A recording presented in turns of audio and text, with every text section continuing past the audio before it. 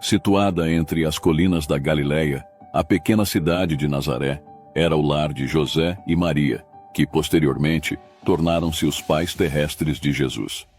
José pertencia à linhagem ou família de Davi, e quando saiu um decreto para o levantamento do censo da população, ele teve que ir a Belém, cidade de Davi, para ali registrar seu nome. Era uma jornada penosa, dadas as condições em que as viagens eram feitas na época. Maria, que acompanhava seu esposo, sentia-se extremamente fatigada ao subir a colina na qual Belém se localizava. Chegando em Belém, José e Maria procuraram um lugar confortável para repousar, porém as hospedarias estavam todas ocupadas. Por este motivo, tiveram que encontrar descanso em uma rude estrebaria. Ali, naquela pobre estrebaria, nasceu Jesus, o Salvador, e foi colocado em uma manjedoura. O Filho do Altíssimo, aquele cuja presença havia inundado as cortes celestiais com sua glória, repousava em um rude berço. Os sacerdotes e príncipes judeus não estavam preparados para receber Jesus. Sabiam que o Salvador viria em breve, mas esperavam que viesse como um rei poderoso que traria poder e riqueza para a nação. Eram por demais orgulhosos para aceitar o Messias como um bebê indefeso. Por isso, quando Jesus nasceu, Deus não lhes revelou o grande acontecimento, mas enviou as novas de grande alegria a alguns pastores que guardavam seus rebanhos nas colinas de Belém. Eram homens piedosos e, enquanto cuidavam das ovelhas, conversavam a respeito do Salvador prometido e oravam tão sinceramente por sua vinda, que Deus enviou-lhes brilhantes mensageiros desde o seu trono de luz, para lhes contar a respeito das boas novas. Um anjo do Senhor desceu aonde eles estavam, e a glória do Senhor brilhou ao redor deles, e ficaram tomados de grande temor. O anjo, porém, lhes disse: Não temais, eis que vos trago boa nova de grande alegria, que o será para todo o povo. É que hoje vos nasceu, na cidade de Davi, o Salvador, que é Cristo, o Senhor. E isto vos servirá de sinal: encontrareis uma criança envolta em faixas e deitada em manjedoura. E subitamente apareceu com o anjo uma multidão da milícia celestial, louvando a Deus e dizendo: Glória a Deus nas maiores alturas, e paz na terra entre os homens, a quem Ele quer bem. E ausentando-se deles os anjos para o céu, diziam os pastores uns aos outros: Vamos até Belém e vejamos os acontecimentos que o Senhor nos deu a conhecer. Foram apressadamente e acharam Maria e José e a criança deitada na manjedoura. E vendo-o, divulgaram o que lhes tinha sido dito a respeito deste menino. Todos os que ouviram se admiraram das coisas referidas pelos pastores. Maria, porém, guardava todas estas palavras, meditando-as no coração. José e Maria eram judeus e seguiam os costumes de sua nação. Quando Jesus tinha 6 semanas de idade, foi apresentado ao Senhor no Templo de Jerusalém. Essa prática estava de acordo com a lei que Deus havia dado a Israel, e Jesus devia ser obediente em tudo. Assim, o próprio Filho de Deus, o Príncipe do Céu, por seu exemplo, ensina-nos que devemos obedecer. Apenas o primogênito de cada família devia ser apresentado no templo. Essa cerimônia era para lembrar continuamente um evento que havia ocorrido em um passado distante. A criança, ao ser apresentada no templo, era tomada nos braços e erguida diante do altar. Desse modo, era solenemente dedicada a Deus. E logo que era devolvida à mãe, seu nome era registrado em um rolo, ou livro, que continha o nome de todos os primogênitos de Israel. José e Maria trouxeram Jesus ao sacerdote conforme requeria a lei. Todos os dias, pais e mães traziam seus filhos, e o sacerdote nada notou de diferente em José e Maria dos outros, que vinham dedicar seus primogênitos. Para ele, eram simplesmente gente operária. Na criança viu apenas um frágil bebê. Não podia ele imaginar que tinha nos braços o Salvador do mundo, o sumo sacerdote do templo celestial. Contudo, ele poderia ter sabido, pois se tivesse sido obediente à palavra de Deus, o Senhor o teria revelado. Naquela mesma hora, estavam no templo 2 servos fiéis de Deus, Simeão e Ana. Ambos haviam dedicado toda a vida ao serviço do Senhor, e ele lhes revelou coisas que não podiam ser reveladas AOS, orgulhosos e egoístas sacerdotes. A Simeão deu a promessa de que não morreria sem ver o Salvador. Assim que viu Jesus no templo, ele sabia que aquela criança era o Messias prometido. Uma luz suave e divina iluminava o rosto de Jesus e Simeão. Tomando-o nos braços, louvou a Deus dizendo: Agora, Senhor, podes despedir em paz o teu servo, segundo a tua palavra, porque os meus olhos já viram a tua salvação, a qual preparaste diante de todos os povos, luz para a revelação aos gentios, e para a glória do teu povo de Israel. Ana, uma profetisa, chegando naquela hora, dava graças a Deus e falava a respeito do menino a todos os que esperavam a redenção de Jerusalém. Maria, mãe de Jesus, meditava em silêncio a respeito da importante profecia de Simeão. Ao olhar o menino em seus braços, lembrou-se do que os pastores de Belém haviam dito, e seu coração transbordou de gratidão e viva esperança. As palavras de Simeão trouxeram-lhe à lembrança a profecia de Isaías. Sabia que aquelas maravilhosas palavras referiam-se a Jesus. O povo que andava em trevas viu grande luz, e aos que viviam na região da sombra da morte resplandeceu-lhes a luz. Porque um menino nos nasceu, um filho se nos deu. O governo está sobre os seus ombros, e o seu nome será Maravilhoso Conselheiro, Deus Forte, Pai da Eternidade, Príncipe da Paz. Era desejo de Deus que seu povo soubesse a respeito da vinda de seu filho ao mundo. Os sacerdotes deviam ter ensinado o povo a esperar o Salvador.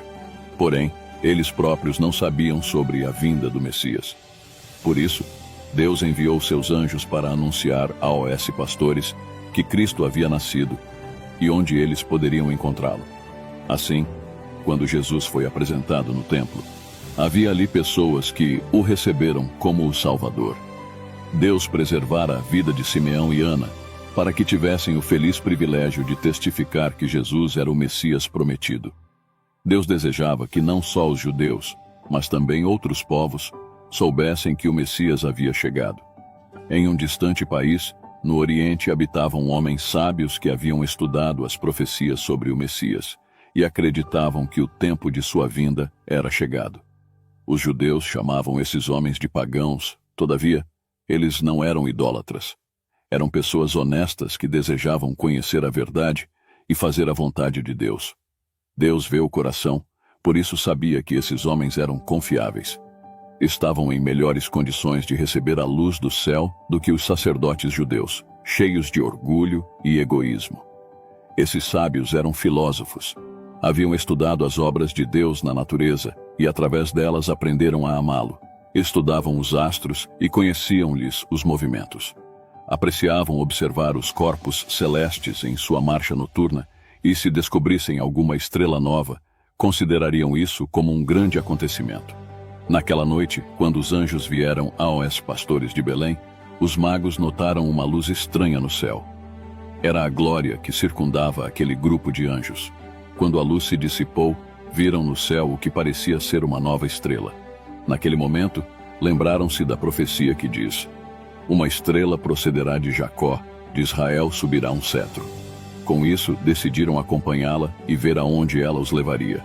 A estrela guiou-os até a Judéia. Porém, quando se aproximaram de Jerusalém, sua luz tornou-se tão tênue que não puderam mais segui-la. Supondo que os judeus pudessem indicar-lhes o caminho até o Salvador, os magos entraram em Jerusalém e perguntaram: Onde está o recém-nascido rei dos judeus? Porque vimos a sua estrela no Oriente e viemos para adorá-lo. Tendo ouvido isso, alarmou-se o rei Herodes, e com ele toda a Jerusalém. Então, convocando todos os principais sacerdotes e escribas do povo, indagava deles onde o Cristo deveria nascer. Em Belém da Judéia, responderam eles, porque assim está escrito por intermédio do profeta. Herodes não gostou de ouvir falar de um rei que um dia poderia tomar o seu trono. Então perguntou aos próprios magos quando viram a estrela pela primeira vez. E ele os enviou a Belém, dizendo: Ide informar-vos cuidadosamente a respeito do menino. E quando o tiverdes encontrado, avisai-me, para eu também ir adorá-lo. Depois de ouvirem o rei, partiram, e eis que a estrela que viram no Oriente os precedia, até que chegando, parou sobre onde estava o menino. E vendo eles a estrela, alegraram-se com grande e intenso júbilo. Entrando na casa, viram o menino com Maria, sua mãe. Prostrando-se, o adoraram, e abrindo seus tesouros, entregaram-lhe suas ofertas: ouro, incenso e mirra. Os magos trouxeram ao Salvador as coisas mais preciosas que possuíam. Herodes não havia sido sincero quando disse que queria ir e adorar Jesus. Temia que o Salvador crescesse e se tornasse rei, arrebatando-lhe o trono. Desejava encontrar a criança para matá-la. Os magos preparavam-se para voltar e contar a Herodes, mas o anjo do Senhor lhes apareceu em sonho, ordenando-lhes que voltassem ao seu país por outro caminho. Tendo eles partido, eis que apareceu um anjo do Senhor a José, em sonho, e disse: Dispõe-te, toma o menino e sua mãe, foge para o Egito e permanece lá até que eu te avise, porque Herodes há de procurar o menino para o matar. José não esperou amanhecer. Levantou-se no mesmo instante, tomou Maria e o menino, e partiu naquela noite para a longa viagem. Os magos deram valiosos presentes a Jesus, e assim Deus proveu os meios para as despesas da viagem e sua estada no Egito, até o retorno à sua própria terra.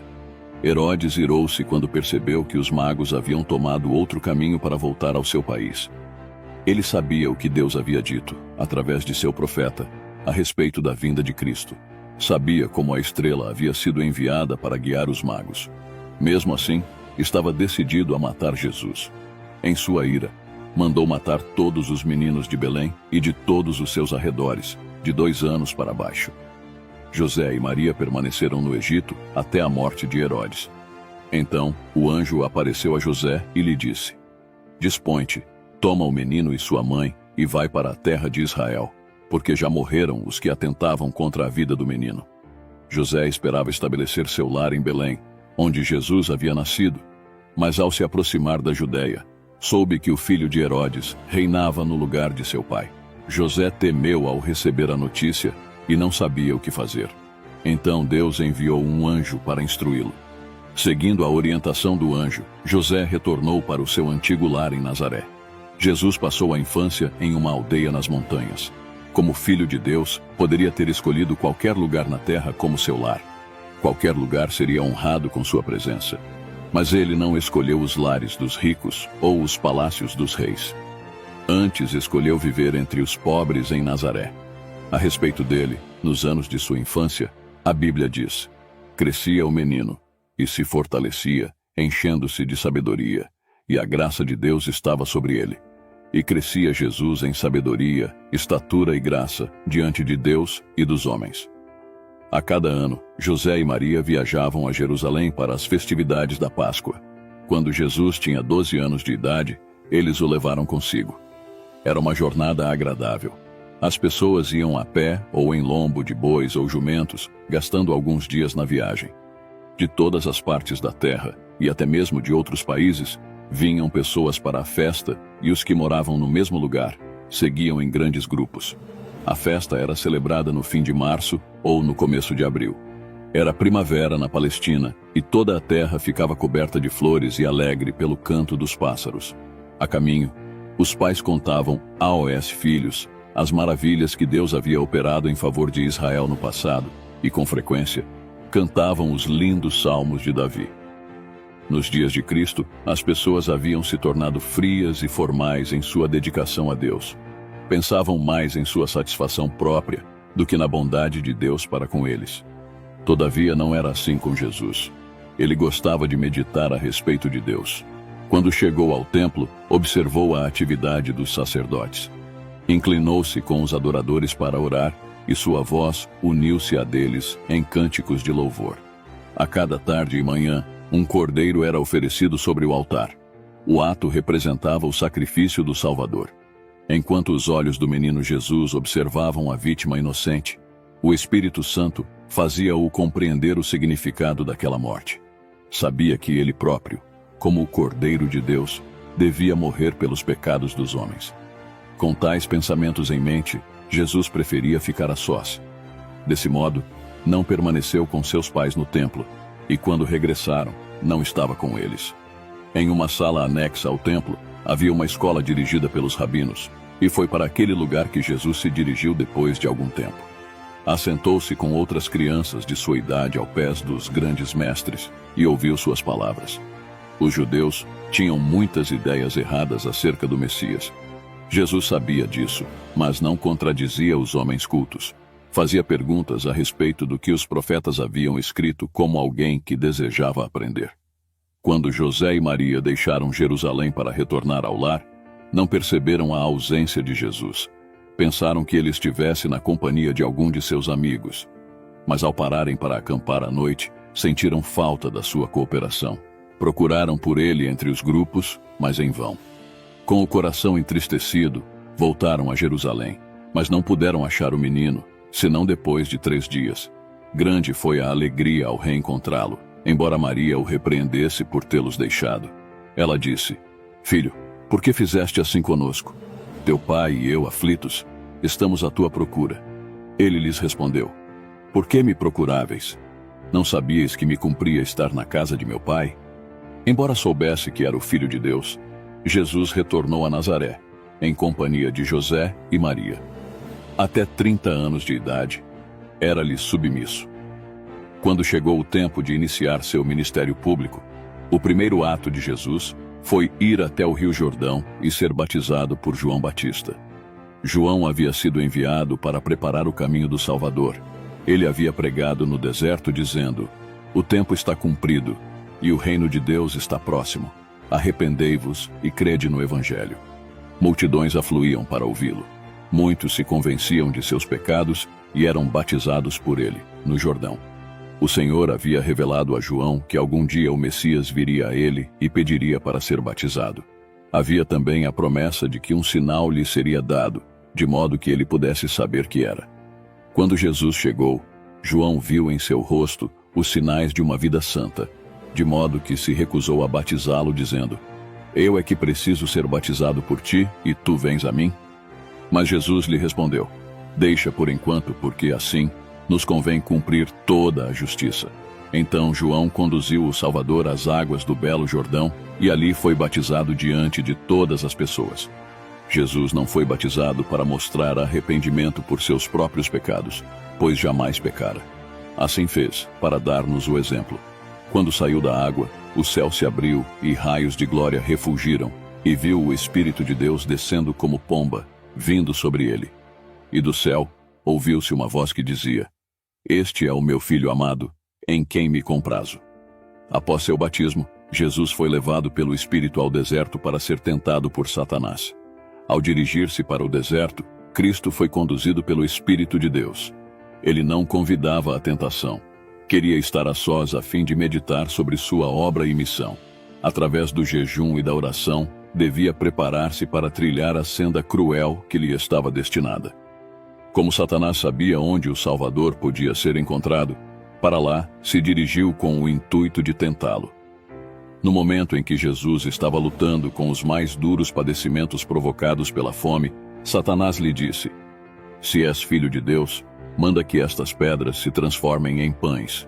Como o Salvador viera para viver como nosso exemplo, deveria suportar o sofrimento como nós precisamos suportar. Não deveria operar nenhum milagre para beneficiar a si próprio. Seus milagres deveriam ser somente em favor dos outros. A essa intimação de Satanás, Jesus respondeu: Está escrito, não só de pão viverá o homem, mas de toda palavra que procede da boca de Deus. Desse modo, ele mostrou que obedecer à palavra de Deus é mais importante que conseguir o alimento material.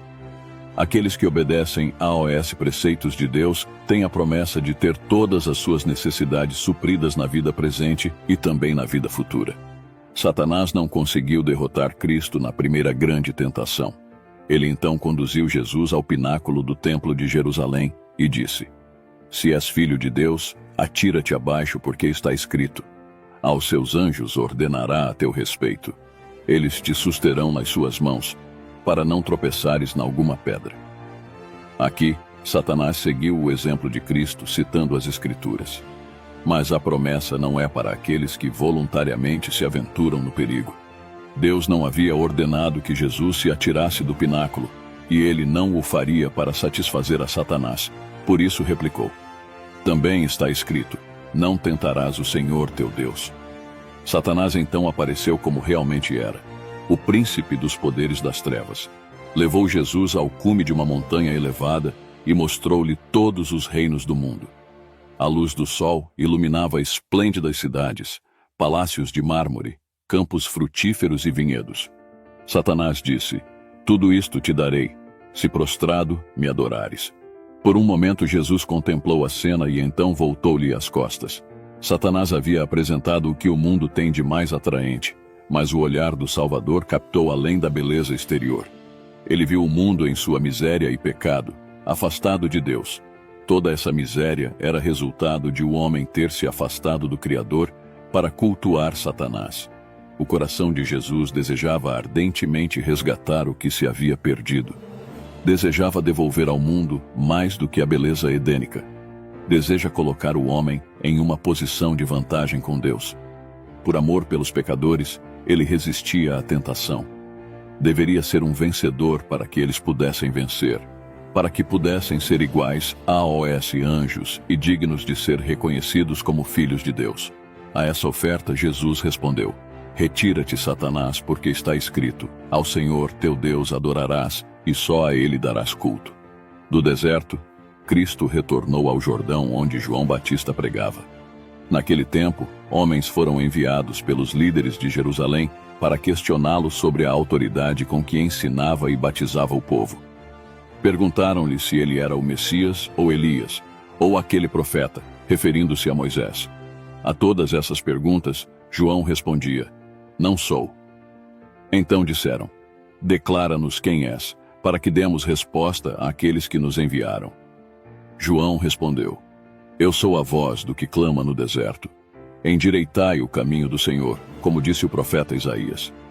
Nos tempos antigos, quando um rei viajava de uma região para outra em seu país, os trabalhadores eram enviados adiante de sua comitiva para preparar as estradas.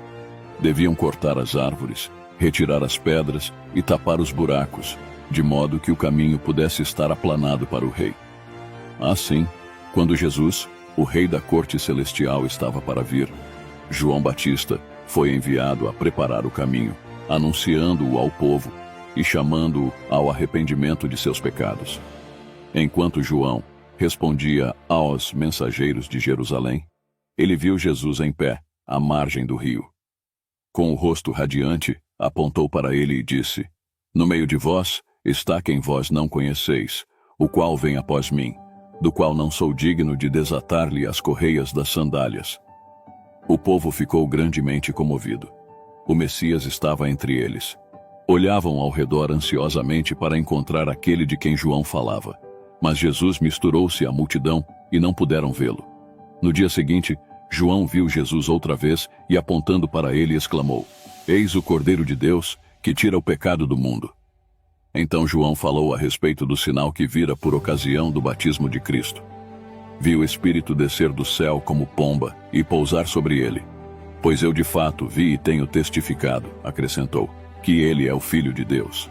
Com temor e admiração, os ouvintes olharam para Jesus. Então questionaram a si mesmos: "É este o Cristo?" Perceberam que Jesus não ostentava nenhuma aparência de riqueza ou grandeza mundana. Suas vestes eram modestas e simples, tais como o povo pobre usava. Em seu rosto pálido e cansado, havia algo que comovia os corações. Sua fisionomia mostrava dignidade e poder. Seu olhar e cada traço do semblante falavam da compaixão divina e de um amor inexprimível. Mas os mensageiros de Jerusalém não se sentiram atraídos pelo Salvador. João não dissera o que eles desejavam ouvir. Esperavam o Messias como um grande conquistador. Viram que essa não seria a missão de Jesus e, em seu desapontamento, afastaram-se dele. 2 dos discípulos de João que se encontravam ali imediatamente o seguiram. Ouviram os seus ensinos e tornaram-se seus discípulos. Um era André e o outro João. André logo trouxe o seu irmão, Simão, a quem Jesus chamou de Pedro. No outro dia, a caminho da Galileia, Cristo chamou o outro discípulo, Filipe. Assim que Filipe conheceu o Salvador, trouxe-lhe o amigo Natanael. Desse modo, começou a grande obra de Cristo na terra. Chamou os discípulos um a um, e o primeiro trouxe seu irmão, o outro seu amigo. Isso é o que cada seguidor de Cristo deve fazer. Assim que tenha conhecido Jesus, deve contar aos outros o precioso amigo que encontrou. Esse é um trabalho que todos podem fazer, quer sejam jovens ou idosos. Em Caná da Galileia, Cristo com seus discípulos compareceram a uma festa de casamento.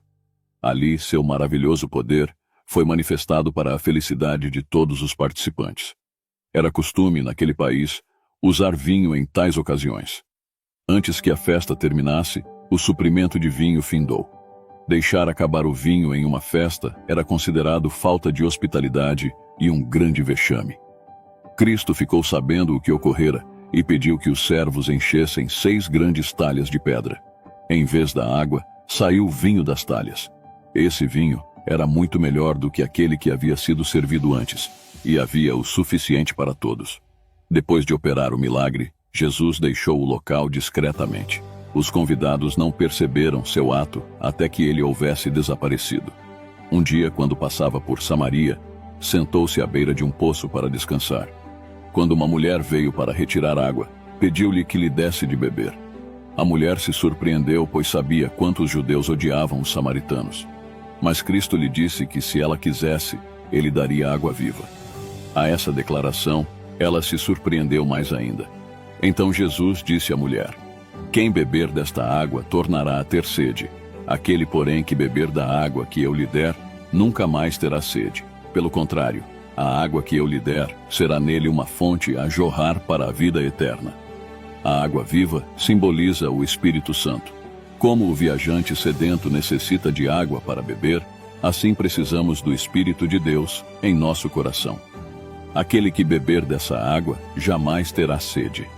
Durante seu ministério, Jesus visitou 2 vezes seu antigo lar em Nazaré. Em sua primeira visita, foi à sinagoga em um sábado. Ali leu a profecia de Isaías sobre a obra do Messias, como ele devia pregar as boas novas aos pobres, confortar os abatidos, dar visão aos cegos e curar os enfermos.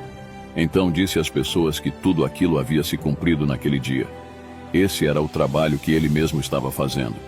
Após a declaração de Jesus, os que ouviram recordaram como Jesus havia vivido entre eles como um carpinteiro. Com frequência, viam-no na oficina com José. E embora em toda a sua vida houvesse praticado atos de bondade e misericórdia, eles não creram que Jesus era o Messias. Dando lugar a pensamentos como esses, abriram caminho para Satanás controlar sua mente, e então se iraram contra o Salvador. Clamaram contra ele e decidiram tirar-lhe a vida. Empurraram-no para diante, dispostos a lançá-lo de um penhasco. Mas os santos anjos estavam próximos para protegê-lo. Passando despercebido pela multidão, desapareceu. Em sua próxima visita a Nazaré, o povo não estava mais disposto a recebê-lo. Afastou-se dali para não mais retornar. Entre os judeus, a religião havia se tornado uma simples observância de rituais. À medida que se afastavam do verdadeiro culto a Deus e perdiam o poder de sua palavra, haviam tentado suprir o conteúdo espiritual com cerimônias e tradições inventadas por eles.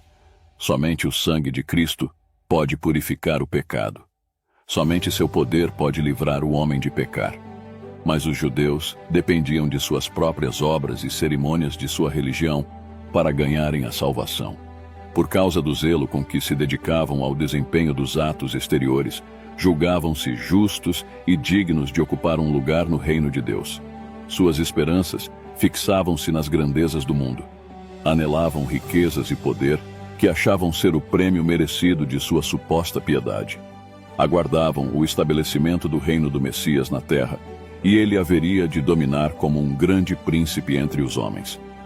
Cada bênção e favor terrenos esperavam receber por ocasião de sua vinda. Jesus sabia que suas esperanças seriam frustradas. Ele tinha vindo ensinar a eles algo muito melhor do que procuravam. Seu objetivo era restaurar o verdadeiro culto a Deus. Ele devia trazer a religião com pureza de coração, que se manifestaria em uma vida reta e em um caráter santo. Os discípulos de Cristo haviam sido influenciados pelos ensinos dos rabinos, e foi para esses discípulos que as primeiras lições de Cristo foram destinadas. Foi então que começaram a ouvir o sermão das bem-aventuranças. Tais ensinamentos eram estranhos e novos para os ouvintes de Jesus, e por isso ele os repetiu muitas vezes. Certa vez, um doutor da lei veio à sua presença e lhe perguntou: Mestre, que farei para herdar a vida eterna? Então Jesus lhe perguntou: Que está escrito na lei? Como interpretas? A isto ele respondeu: Amarás o Senhor, teu Deus, de todo o teu coração, de toda a tua alma, de todas as tuas forças e de todo o teu entendimento. E amarás o teu próximo como a ti mesmo. Em vez de arrepender-se, porém, buscou uma escusa para seu egoísmo. Ele, porém, querendo justificar-se, perguntou a Jesus: Quem é o meu próximo? Sacerdotes e rabinos, com frequência, discutiam sobre esse assunto. Não consideravam os pobres e os ignorantes como seu próximo e nem lhes dispensava bondade. Jesus não participou de suas discussões, mas respondeu com uma história que havia acontecido há algum tempo. Jesus conta a história do bom samaritano. Jesus ensinou que qualquer pessoa que precisar de ajuda é nosso próximo. Devemos tratá-lo como gostaríamos de ser tratados. Jesus guardou o sábado e ensinou seus discípulos a guardá-lo. Ele sabia como o dia de repouso devia ser observado, pois ele mesmo o santificara. Os mestres judeus haviam criado muitas regras a respeito de como guardar o sábado, e queriam que todos obedecessem a elas. Assim, vigiavam Jesus para ver se ele as cumpriria. Um sábado, quando Cristo e os discípulos voltavam da sinagoga, atravessaram um campo de cereais. Já era tarde e eles estavam com fome. Por isso, colheram algumas espigas e comeram os grãos. Em qualquer outro dia, era permitido colher e comer do fruto da terra, mas jamais no sábado. Os inimigos de Cristo viram o que os discípulos fizeram e disseram a Jesus: Eis que os teus discípulos fazem o que não é lícito fazer em dia de sábado. Jesus, porém, defendeu seus discípulos. Lembrou seus acusadores que Davi, quando teve necessidade, comeu os pães da proposição do tabernáculo e deu também a seus famintos seguidores. Se foi direito a Davi, quando faminto, comer os pães sagrados, não seria direito a discípulos colher os grãos nas horas sagradas porque estavam com fome? O sábado não foi feito para ser um fardo às pessoas, mas para o bem delas e para dar-lhes paz e repouso. Por isso Jesus disse: O sábado foi estabelecido por causa do homem e não o homem por causa do sábado. Aos que o acusaram de abolir a lei, respondeu: Não penseis que vim revogar a lei ou os profetas. Não vim para revogar, vim para cumprir. Cumprir significa guardar ou praticar. Desse modo, quando Jesus veio a João Batista para ser batizado, disse: Nos convém cumprir toda a justiça. Cumprir a lei é obedecer perfeitamente a ela. Em muitas ocasiões, os judeus acusaram Jesus de transgredir o sábado. Muitas vezes tentaram matá-lo porque ele não o guardava de acordo com as tradições judaicas. Porém, isso não o afetava. Ele guardava o sábado como Deus desejava. O Salvador caracterizou a si mesmo como o bom pastor e seus discípulos como o seu rebanho.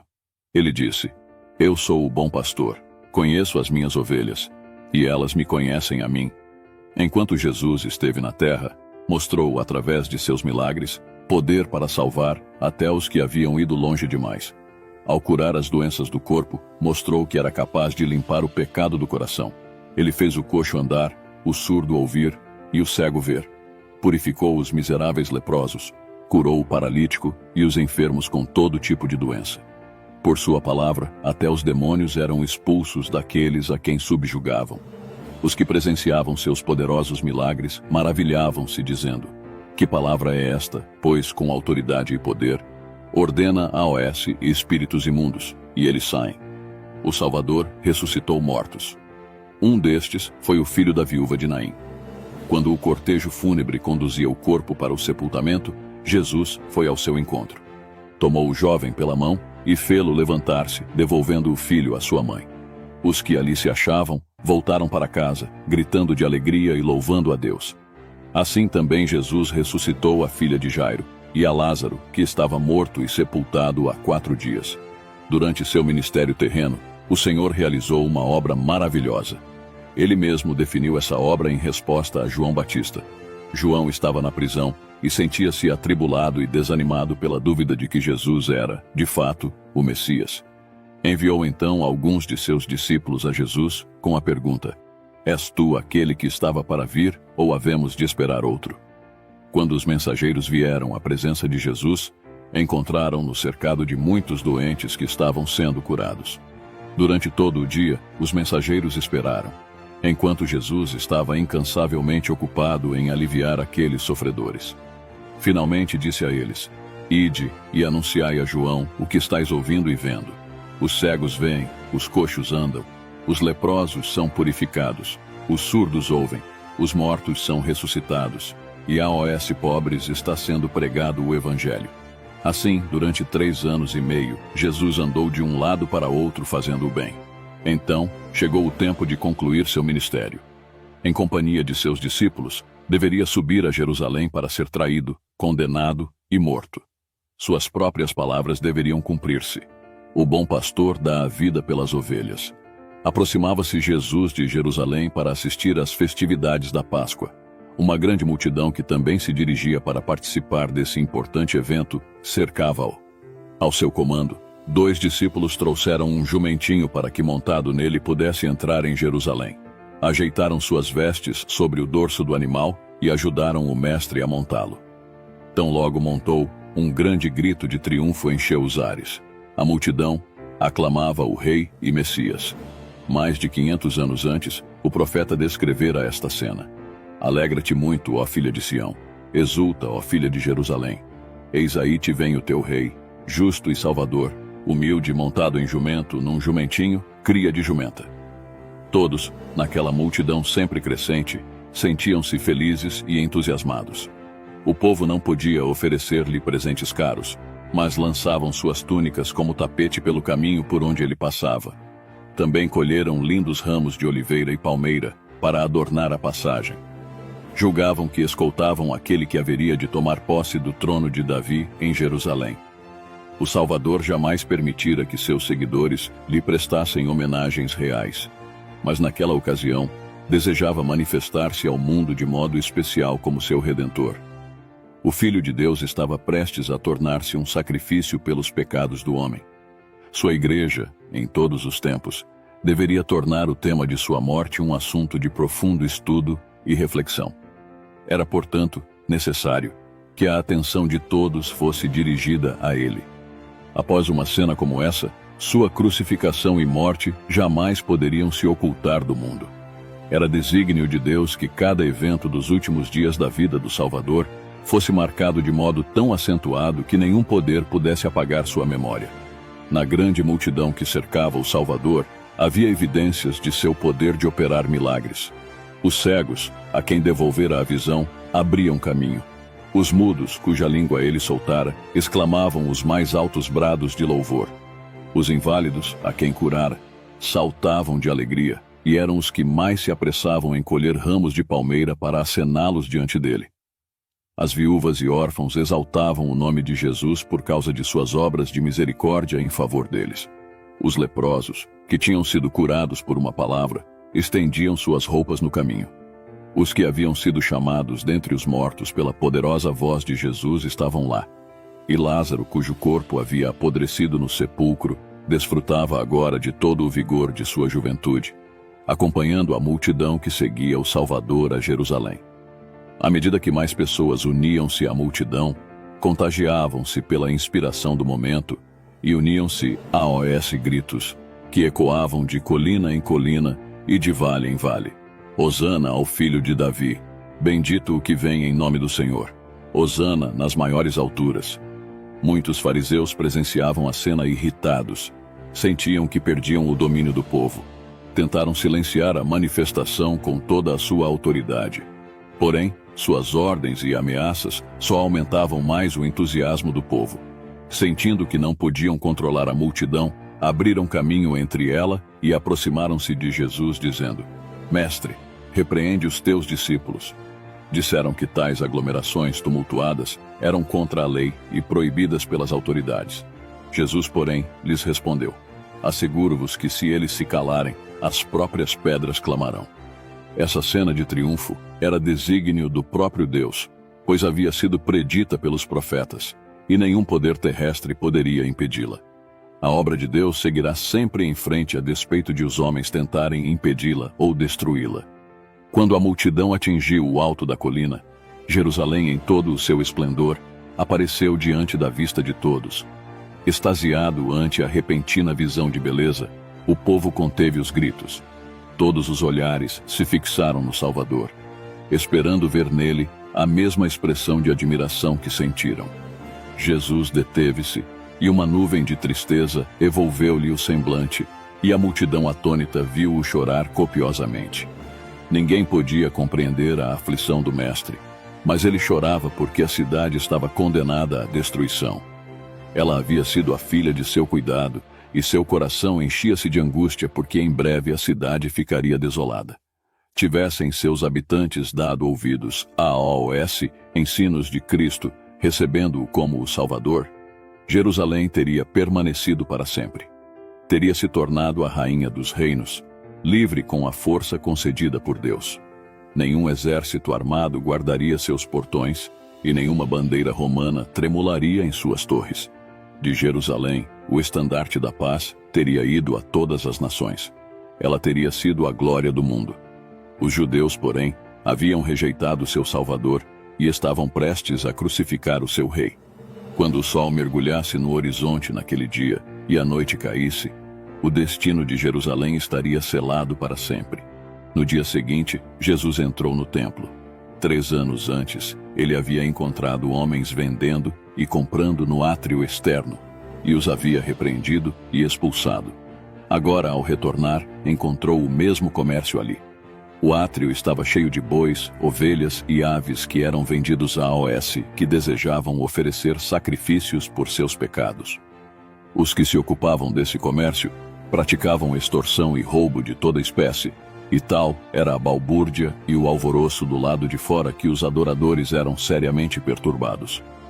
Cristo parou na escadaria e varreu o átrio com seu olhar penetrante. Todos os olhares voltaram-se para ele. O vozerio das pessoas e o mugido dos animais cessaram. Todos olhavam o Filho de Deus atônitos e temerosos. Naquele instante, a divindade irrompeu através da humanidade e deu a Jesus um poder e glória que jamais se manifestara nele antes. O silêncio tornou-se quase insuportável. Finalmente, ele disse em voz clara e com tal poder que sacudiu as pessoas como uma violenta tempestade: Está escrito, a minha casa será casa de oração, mas vós a transformastes em covil de salteadores. Que quadro diferente encontraram os principais e sacerdotes ao voltar cautelosamente para o templo. Homens, mulheres e crianças erguiam a voz em louvor a Deus.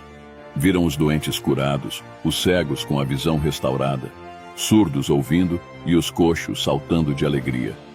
As crianças tomavam a frente nas expressões de louvor.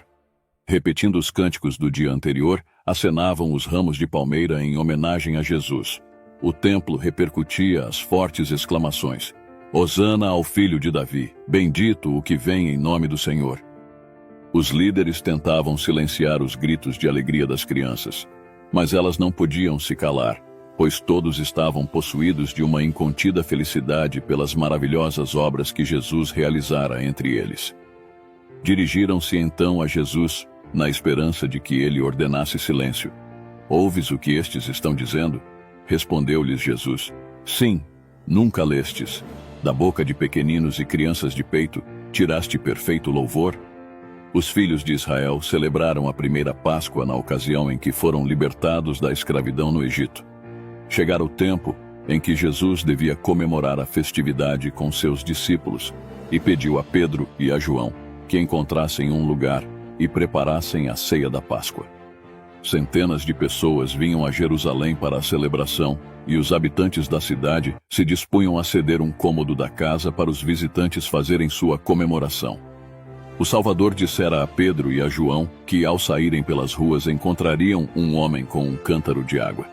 Deveriam então segui-lo até a casa em que entrasse e dizer ao dono da casa: O mestre manda perguntar-te: onde é o aposento no qual hei de comer a Páscoa com os meus discípulos? Esse homem deveria então mostrar-lhes uma sala espaçosa no andar superior da casa, provida com tudo de que precisavam, e ali deveriam preparar a ceia pascal. Tudo aconteceu conforme Jesus havia dito. Na hora da ceia, os discípulos estavam a sós com Jesus. Outras vezes em que a festa foi comemorada em companhia do Mestre, havia sido sempre uma ocasião de grande alegria. Agora, porém, Jesus estava com o espírito atribulado. Finalmente, disse-lhes com a voz embargada pela tristeza: Tenho desejado ansiosamente comer convosco esta Páscoa antes do meu sofrimento. Tomando da mesa um cálice de vinho não fermentado, disse: Recebei e reparti entre vós, pois vos digo que, de agora em diante, não mais beberei do fruto da videira, até que venha o reino de Deus. Era a última vez que Jesus celebrava a Páscoa com seus discípulos. Era também a última Páscoa que devia ser celebrada na terra, porque o sacrifício do Cordeiro deveria ensinar as pessoas que um dia Cristo, o Cordeiro de Deus, viria para morrer pelos pecados do mundo. Assim, com sua morte, não haveria mais necessidade de imolar o Cordeiro quando seu sacrifício estivesse consumado. Durante a celebração pascal, passava em sua mente as cenas de seu último e grande sacrifício. Encontrava-se agora à sombra da cruz e a dor torturava-lhe o coração. Viu diante de si toda a angústia que devia sofrer. Conhecia a ingratidão e a crueldade que lhes mostrariam aqueles a quem viera salvar. Contudo, não se preocupava com seu próprio sofrimento, e sim com os que o rejeitariam como Salvador, perdendo a vida eterna. Seus discípulos, no entanto, eram a sua maior preocupação, pois quando não mais estivesse com eles, seriam deixados a lutar sozinhos no mundo. Tinha tantas coisas para lhes dizer que serviriam de alento ao seu coração quando não mais estivesse na companhia deles, e desejava falar sobre isso naquele último encontro, antes de sua morte. Mas nada pôde dizer, pois eles não estavam preparados para ouvir. Tinha havido contenda entre eles e ainda abrigavam o pensamento de que em breve Jesus seria proclamado rei, e que cada um deles ocuparia posições de honra em seu reino. Assim, eram hostis e ciumentos uns com os outros. Havia ainda outro problema. Em uma festa, o servo devia lavar os pés dos convidados e, naquela ocasião, fizeram os preparativos para isso. Ali estavam o vaso de água, a bacia e a toalha prontos para o lava-pés, mas não havia servo. Os discípulos, portanto, deviam fazer a parte do servo. Em seu coração, os discípulos não queriam fazer o papel de servo de seus irmãos. Não estavam dispostos a lavar-lhes os pés. Desse modo, tomaram seus lugares à mesa em silêncio. Jesus esperou para ver o que eles fariam. Então, ele mesmo levantou-se, cingiu-se com a toalha, despejou água na bacia e começou a lavar os pés dos discípulos. Embora magoado por causa da discórdia entre eles, não os repreendeu com palavras duras. Demonstrou seu amor, agindo como servo de seus próprios discípulos. Quando terminou, disse-lhes: Compreendeis o que vos fiz? Vós me chamais o Mestre e o Senhor, e dizeis bem, porque eu o sou. Ora, se eu, sendo o Senhor e o Mestre, vos lavei os pés, também vós deveis lavar os pés uns dos outros. Porque eu vos dei o exemplo, para que, como eu vos fiz, façais vós também. Dessa maneira, Jesus ensinou aos seus discípulos que deviam servir uns aos outros. Em vez de buscarem a posição mais elevada para si mesmos, deveriam se dispor a servir seus irmãos. O Salvador veio ao mundo para trabalhar pelos outros, vivendo para ajudar e salvar os necessitados e pecadores. E ele deseja que façamos o mesmo. Os discípulos sentiram-se envergonhados de seu ciúme e egoísmo. Seu coração moveu-se de amor para com o Mestre e para com seus irmãos. Só agora é que estavam prontos para ouvir os ensinos de Cristo. Estando todos em silêncio à mesa, Jesus tomou o pão e, tendo dado graças, partiu-o e entregou-o aos discípulos, dizendo: Isto é o meu corpo oferecido por vós. Fazei isto em memória de mim. O pão e o vinho representam o corpo e o sangue de Jesus. Assim como o pão foi partido e o vinho tomado, o corpo de Jesus foi partido e seu sangue derramado por nós. Comendo o pão e bebendo o vinho, demonstramos que cremos neste fato. Mostramos que nos arrependemos de nossos pecados e que aceitamos a Cristo como nosso Salvador. Enquanto participavam da ceia, os discípulos perceberam o sofrimento de Jesus. Uma atmosfera de tristeza contagiou a todos e comiam em silêncio. Finalmente, Jesus disse: "Em verdade vos digo que um dentre vós me trairá." Os discípulos ficaram surpresos e entristecidos com aquela declaração de Jesus, e cada um começou a examinar seu coração para ver se havia nele algum mau desígnio contra seu mestre. Um após o outro perguntava: "Porventura, sou eu, Senhor?"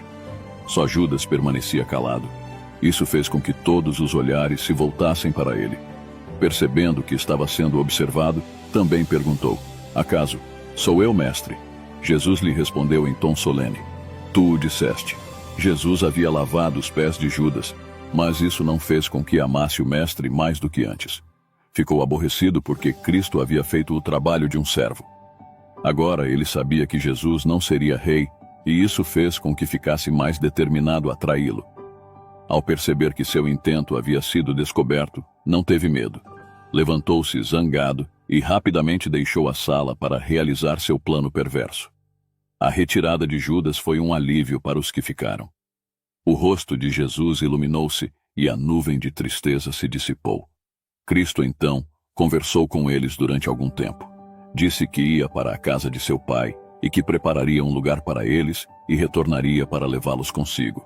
Prometeu enviar o Espírito Santo para que fosse o mestre e consolador deles. Disse-lhes que orassem em seu nome, e certamente suas orações seriam atendidas. Jesus então orou por eles, pedindo a Deus que os livrasse do mal e que amassem um ao outro, assim como ele os amava. Jesus orou por nós do mesmo modo que orou pelos discípulos, dizendo: "Não rogo somente por estes, mas também por aqueles que vierem a crer em mim, por intermédio da sua palavra, a fim de que todos sejam um. E como és tu, ó Pai, em mim e eu em ti, também sejam eles em nós, para que o mundo creia que tu me enviaste, eu neles e tu em mim, a fim de que sejam aperfeiçoados na unidade, para que o mundo conheça que tu me enviaste e os amaste, como também amaste a mim."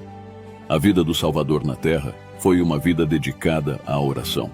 Passou muitas horas a sós com Deus e, com frequência, suas preces sinceras subiam ao trono celeste, buscando sabedoria e força de que necessitava para sustê-lo em sua obra e para guardá-lo de cair nas tentações de Satanás. Depois de haver comido a Páscoa com seus discípulos, Jesus foi com eles ao jardim do Getsêmani, onde costumava orar. À medida que caminhava, conversava com eles e os ensinava. Mas quando se aproximaram do jardim, tornou-se estranhamente silencioso. Durante toda a sua vida, Jesus estivera em comunhão com o Pai. O Espírito de Deus havia sido seu guia e apoio constantes. Por todas as obras que havia feito, sempre glorificara o Pai, dizendo: "Eu nada posso fazer de mim mesmo." A terrível noite de agonia para o Salvador começou quando se aproximou do jardim. Parecia que a presença de Deus, que até então o sustentara, não mais o acompanhava. Começou a sentir o que significa separar-se do Pai. Cristo devia tomar sobre si os pecados do mundo, e quando eles foram colocados sobre si, parecia mais do que podia suportar. A culpa do pecado era tão terrível que foi tentado a pensar que Deus não mais o amava. Quando sentiu a enorme aversão de Deus ao pecado, deixou escapar essas palavras: "A minha alma está profundamente triste até a morte." Jesus deixou os discípulos próximo à entrada do jardim, exceto Pedro, Tiago e João, com os quais entrou no horto. Eram eles seus mais sinceros discípulos e seus companheiros mais chegados, mas não podia suportar que eles testemunhassem sua intensa agonia. Disse-lhes: "Ficai aqui e vigiai comigo." Caminhou alguns passos adiante e caiu prostrado no chão. Sentia que o peso do pecado separava-o do Pai. Tinha diante de si um abismo tão grande, tão profundo, tão negro que tremia diante dele. Cristo não sofria por seus pecados, mas pelos pecados do mundo. Sentia o desagrado de Deus contra o pecado, como o pecador sentirá no grande dia do juízo. Em sua agonia, Cristo agarrou-se ao solo frio, de seus lábios pálidos orando da seguinte forma: "Meu Pai, se possível, passe de mim este cálice. Todavia, não seja como eu quero, e sim como tu queres." Durante 1 hora, Cristo suportou sozinho aquela terrível angústia. Então foi até os discípulos, ansioso por receber uma palavra de simpatia. Mas nenhuma simpatia se manifestou, pois eles estavam dormindo. Despertaram ao som de sua voz, mas quase não. O reconheceram, pois a aflição havia alterado a expressão de seu rosto. Dirigindo-se a Pedro, perguntou: Simão, tu dormes? Não pudeste vigiar nenhuma hora? Pouco antes de irem ao jardim, Cristo disse aos discípulos: Todos vós vos escandalizareis. Eles então lhe asseguraram com veemência que iriam com Jesus à prisão e à morte. E o pobre e autossuficiente Pedro, cheio de confiança, acrescentou: Ainda que todos se escandalizem, eu jamais. Mas os discípulos confiavam em si mesmos. Não olharam para o poderoso ajudador como Cristo lhes aconselhara a fazer. E quando ele se encontrava na hora de maior necessidade, precisando de sua simpatia e orações, eles dormiram. Até Pedro dormia. E João, o discípulo amado que costumava se reclinar no peito de Jesus, também dormia. Seguramente a afeição que João sentia pelo Mestre deveria mantê-lo acordado. Suas orações mais fervorosas deveriam ter se unido às do Mestre naquele momento de extrema aflição. O Redentor passara noites inteiras orando por seus discípulos para que sua fé não vacilasse na hora da provação. Mas eles não puderam vigiar pelo Mestre uma hora sequer. Se Jesus tivesse agora perguntado a Tiago e a João: Podeis vós beber o cálice que eu bebo ou receber o batismo com que eu sou batizado? Eles não teriam respondido tão prontamente: Sim, podemos. O coração do Salvador encheu-se de compaixão e simpatia diante da fraqueza de seus discípulos. Temia que eles não suportassem a prova que seu sofrimento e morte lhes traria. Ele, entretanto, não os reprovou por causa de suas fraquezas. Pensou nas provas que teriam diante de si e disse: Vigiai e orai, para que não entreis em tentação. Com bondade, desculpou-lhes a falta cometida para com ele, dizendo: O espírito, na verdade, está pronto, mas a carne é fraca. Que exemplo de ternura e piedoso amor o Salvador nos deu! Outra vez, uma angústia insuportável apossou-se dele. Exausto e no limite de suas forças, cambaleou de volta ao local onde antes havia orado e suplicou ao céu: Meu Pai, se não é possível passar de mim este cálice sem que eu o beba, faça-se a tua vontade. A agonia provocada por essa oração fez com que gotas de sangue fluíssem de seus poros. Outra vez buscou os discípulos, desejando encontrar conforto e simpatia, e novamente achou-os dormindo. Pela terceira vez buscou o lugar da oração. Terror e trevas profundas invadiram-lhe a alma, pois não sentiu a presença de seu Pai. Sem isso, temia que, em sua natureza humana, não poderia resistir o duro teste. Pela terceira vez, ele repete a mesma oração: Meu Pai, se não é possível passar de mim este cálice sem que eu o beba, faça-se a tua vontade. O Salvador cai desfalecido ao solo. Nenhum discípulo encontra-se ali para ampará-lo, para erguer ternamente sua cabeça e banhar aquele rosto tão pálido pelo sofrimento. Cristo está completamente só. Um poderoso anjo desce do céu para confortá-lo. O rosto do Salvador, manchado de sangue, reflete agora a paz celestial. Ele suportou o que nenhum ser humano poderia suportar. Experimentou a agonia da morte no lugar de cada pecador. Outra vez procurou os discípulos e encontrou-os dormindo. Tivessem eles permanecido despertos, vigiando e orando com o Salvador, teriam recebido forças para suportar a prova que os aguardava. Perdendo aquela oportunidade, não tiveram forças na hora da necessidade.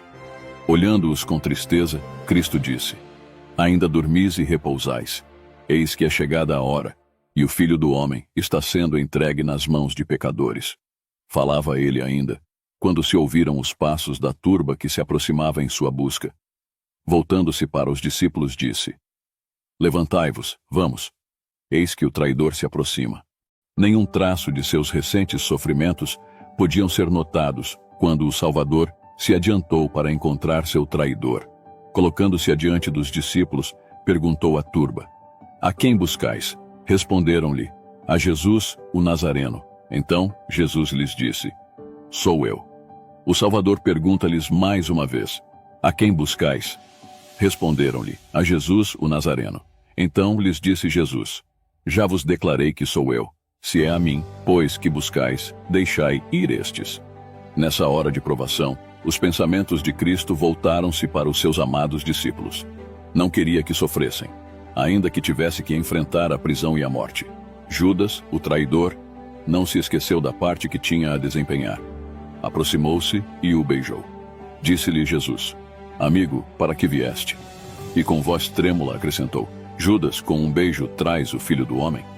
Essas amáveis palavras deveriam comover o coração de Judas, mas parece que todo o sentimento de ternura e dignidade haviam-no abandonado. Agora estava sob o domínio de Satanás. Colocou-se com arrogância ao lado de Jesus e não se envergonhou de entregá-lo à turba cruel. Cristo não recusou o beijo do traidor. Nisso, ele nos deu exemplo de tolerância, amor e simpatia. Se somos seus discípulos, devemos tratar nossos inimigos como ele tratou Judas.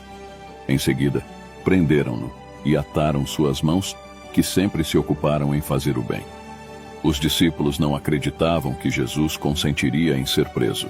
Tinham certeza de que o poder que havia lançado a turba por terra era suficiente para livrar o mestre e seus companheiros.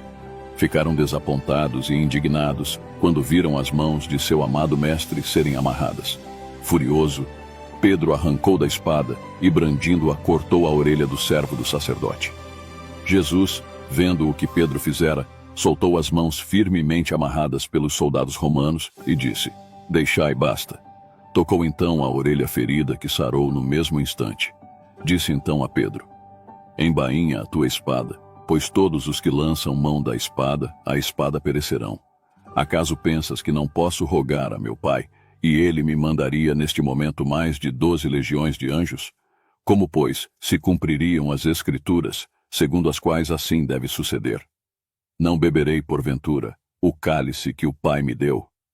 Voltando-se então para os sacerdotes e capitães do templo que se encontravam na multidão, disse-lhes: Saístes com espadas e porretes para prender-me como a um salteador? Todos os dias eu estava convosco no templo, ensinando, e não me prendestes. Contudo, é para que se cumpram as Escrituras. Quando os discípulos viram que o Salvador não fazia nenhum esforço para se livrar de seus inimigos, culparam-se por isso. Não podiam compreender sua rendição àquela turba e, aterrorizados, abandonaram-no e fugiram. Cristo havia predito a cena do abandono quando disse: Eis que vem a hora, e já é chegada, em que sereis dispersos, cada um para sua casa, e me deixareis só. Contudo, não estou só, porque o Pai está comigo. Jesus foi levado do jardim do Getsêmani, cercado pela turba que o vaiava. Movia-se com dificuldade, pois suas mãos estavam fortemente atadas, e os soldados guardavam-no bem de perto. Primeiro foi levado à casa de Anás, o antigo sumo sacerdote, cujo cargo havia sido ocupado por seu genro, Caifás. O ímpio Anás queria ser o primeiro a ver Jesus preso e tirar dele provas que o levariam à condenação. Com essa intenção, interrogou o Salvador em relação a seus discípulos e ensinamentos. Cristo respondeu: Eu tenho falado francamente ao mundo, ensinei continuamente tanto nas sinagogas como no templo, onde todos os judeus se reúnem, e nada disse em oculto. Então, voltando-se para o que o interrogava, disse: Por que me interrogas? Pergunta a AOS que ouviram. Os próprios sacerdotes tinham enviado espiões para observar Cristo e relatar cada palavra que dizia. Através deles, sabiam tudo o que Cristo ensinava e fazia em cada reunião. Os espiões tentavam apanhá-lo em suas próprias palavras, para que, desse modo, pudessem condená-lo. Por isso o Salvador disse: Pergunta aos que ouviram. Dirigi-vos aos vossos espiões. Eles ouviram o que eu disse e podem contar-vos a respeito dos meus ensinos. As palavras de Jesus foram tão penetrantes e diretas que o sacerdote sentiu que o seu prisioneiro conhecia suas intenções.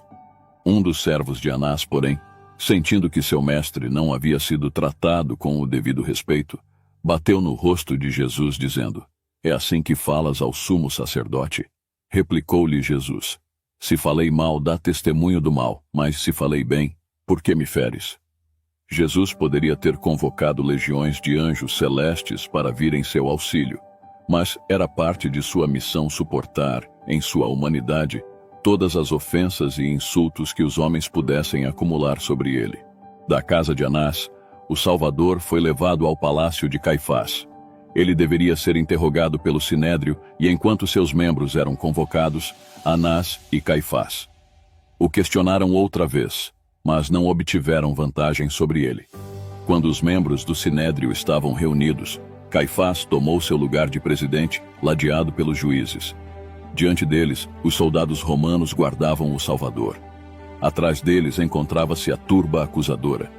Caifás então ordenou que Jesus operasse um de seus milagres diante de todos. Mas o Salvador, permanecendo em silêncio, não deu nenhum sinal de que tinha ouvido uma palavra sequer. Naquela época, os judeus estavam sob o domínio dos romanos e não eram autorizados a condenar ninguém à morte. O Sinédrio apenas examinava o prisioneiro e então transferia o julgamento para ser ratificado pelas autoridades romanas. Para cumprir seu ímpio propósito, deveriam encontrar alguma acusação contra o Salvador que fosse considerada como um ato criminoso pelo governador romano. Podiam assegurar que tinham suficientes evidências de que Cristo havia falado contra muitas tradições e ordenanças judaicas. Era fácil provar que ele havia denunciado sacerdotes e escribas, chamando-os de hipócritas e assassinos. Mas isso não seria motivo de condenação perante os romanos, pois eles mesmos odiavam a hipocrisia dos fariseus. Muitas acusações foram apresentadas contra Jesus, mas ou as testemunhas não estavam de acordo, ou os depoimentos eram de tal natureza que não seriam aceitos pelos romanos. Tentaram fazê-lo falar em resposta às acusações, mas ele parecia não ouvi-los. O silêncio de Cristo naquele momento já havia sido descrito pelo profeta Isaías. Ele foi oprimido e humilhado, mas não abriu a boca. Como cordeiro, foi levado ao matadouro, e como ovelha muda perante os seus tosquiadores, ele não abriu a boca. Os sacerdotes começaram a temer que não conseguiriam nenhuma prova convincente que pudesse levar Cristo à presença de Pilatos. Sentiam que uma última tentativa precisava ser feita. O sumo sacerdote apontou a mão para o céu e dirigiu-se a Jesus em forma de solene juramento. Eu te conjuro pelo Deus vivo, que nos digas se tu és o Cristo, o Filho de Deus. O Salvador jamais negou sua missão ou seu relacionamento com o Pai. Podia calar-se diante de um insulto, mas sempre falava aberta e decididamente quando sua obra ou filiação divina eram questionadas. Todo ouvido inclinou-se para ouvir e todo olhar fixou-se nele, quando respondeu: Tu o disseste. Segundo o costume da época, responder daquele modo significava sim ou é tal qual disseste. Essa era a maneira de responder de modo mais enfático a uma resposta afirmativa. Uma luz celestial pareceu iluminar-lhe o rosto pálido quando acrescentou: Entretanto, eu vos declaro que desde agora vereis o Filho do Homem assentado à direita do Todo-Poderoso e vindo sobre as nuvens do céu. Nessa declaração, o Salvador apresentou o reverso da cena que ali se desenrolava, apontando-lhes um tempo em que ele ocupará a posição de supremo juiz do céu e da terra. Então estará assentado no trono do Pai, e de suas sentenças não haverá apelação. Diante de seus ouvintes, trouxe uma visão daquele dia, quando, ao invés de sofrer abusos e escárnios da turba desordeira, virá nas nuvens do céu com poder e grande glória. Legiões de anjos o escoltarão, e então pronunciará a sentença contra seus inimigos, achando-se entre eles a mesma turba que o acusava. Ao Jesus declarar-se Filho de Deus e Juiz do mundo, o sacerdote rasgou suas vestes, mostrando-se horrorizado. Ergueu as mãos para o céu e disse: Blasfemou, que necessidade mais temos de testemunhas? Eis que ouvistes agora a blasfêmia. Que vos parece? Responderam eles. É réu de morte. Segundo as leis judaicas, um prisioneiro não podia ser julgado à noite. Por isso, embora já condenado, deveria haver um outro julgamento durante o dia. Jesus foi levado, em seguida, para a sala da guarda onde sofreu escárnio e abuso dos soldados e da multidão.